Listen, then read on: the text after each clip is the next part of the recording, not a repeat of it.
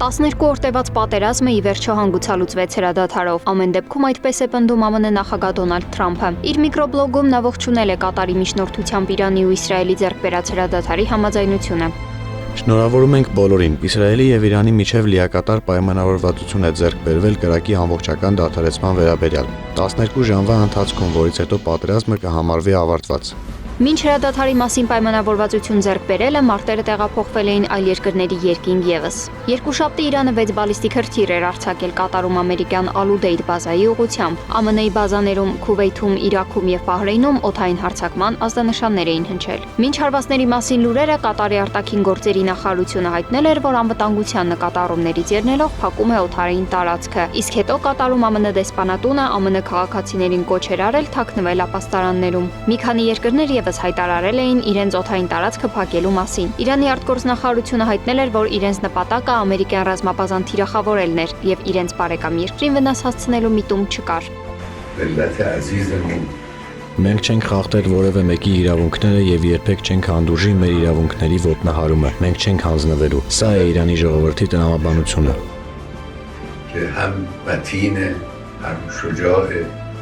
Իրանում նշում էին Կատարում գտնվող ամերիկյան բազայի վրա հրթիռային հարձակումը, իսկ արաբական երկրները մեկը մյուսի հետևից դատապարտում Իրանի հարվածները։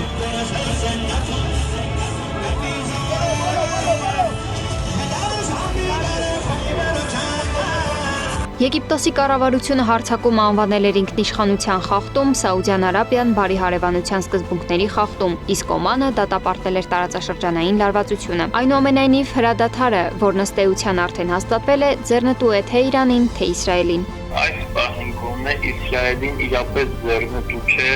ռազմական գործողությունների ծավալումը, հաշվի առնելով այն ավերածությունները, որոնք կան Իսրայելի տարածքում, դրանք աննախադեպ են իրականում եւ հավանաբար 1947 թվականից հետո նկատում Իսրայել պետության ստեղծումից հետո այսպիսի ավերածություններ երբեք չի եղել Իսրայելում։ Դա աննախադեպ է եւ այդ առումով կարծում եմ, որ այս պահին հենց Իսրայելը շահագրգիռ կողմն է, հաշվի առնենք նաև, որ Իսրայելը իր տարածքով փոքր է եւ այն ավերածությունները, որոնք հասցվել են, դրանք իրապես այդ տարածքի համար բավականին լայնածավալ են։ Ըստ Իրանագետի, Ամերիկան եւ Իսրայելը հասել են իրենց նպատակին եւ չեղարկել են Իրանի միջուկային զենքի ստեղծման ծրագիրը։ Հրադադարը փոխվում է, բայց այն կպահպանվի, որովհետեւ Դեսպայդրության բոլոր կողմերին ձեռնտալի որ պատերազմական գործողությունները դադարեցվեն եւ շարունակվեն։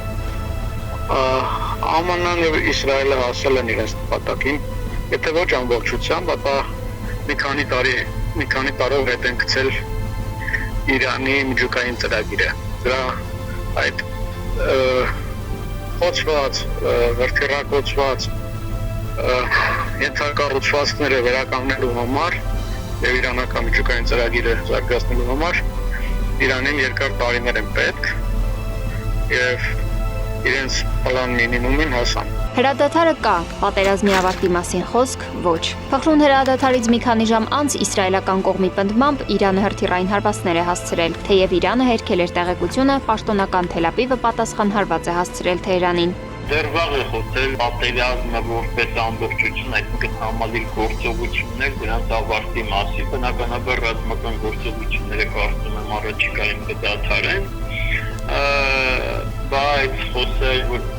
պատերազմը որպես համալիր գործողությունների ամբողջություն, նկատում եմ թե տեղեկատվական, թե տնտեսական եւ մնացյալ իմաստներով,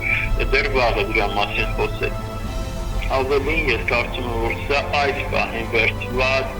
որոշակի ժամանակահատված է կողմերին կողմնորոշվելու եւ նոր ռազմավարություն որդեգրելու համար։ Իրան-Իսրայել պատերազմը իր գագաթնակետին հասավ երրորդ երկրի ԱՄՆ-ի մասնակցությունից հետո։ Չնայած պատերազմի սկզբում Դոնալդ Թրամփը հայտնել էր, որ իսրայելական դիրքորոշման հետ կապ չունի։ Իսրայել-Իրան պատերազմի հրադադարը կնքվեց Կատարի եւ ԱՄՆ-ի միջնորդությամբ, սակայն այն այդքան էլ խաղաղության խողանջ չէր։ Իրանի եւ Իսրայելի միջև ընթացած պատերազմում որևէ մեկը լիարժեք հաղթող կամ պարտված չէ։ Կողմերը պարզապես որոշել են կանգ առնել ճիշտ ժամանակին գերտերության հորդորով եւ հնարավոր է միջնորդությամբ։ Եթե որևէ մեկին թվում է, թե Իրանը եւ Իսրայելը կարող են գտնել այնպիսի լուծումներ, որոնք միաժամանակ ընդունելի լինեն թե Իսրայելի, թե Իրանի եւ նույնիսկ Ամերիկայի Միացյալ Նահանգների ժողովրդի համար, ապա նա լուրջ սխալվում է։ Վերջի վերջո սա ոչ առաջին, ոչ էլ վերջին հրադադարն է այս տարածաշրջանում։ Երեքշաբթի կեսօրին Դոնալդ Թրամփը հայտնեց, որ դժգոհ է երկու կողմերից էլ։ Ստացվում է հրադադարը կնքված է, խաղաղությունն է անհաստատ, իսկ պատերազմի շարունակության հարցը օդում կախված։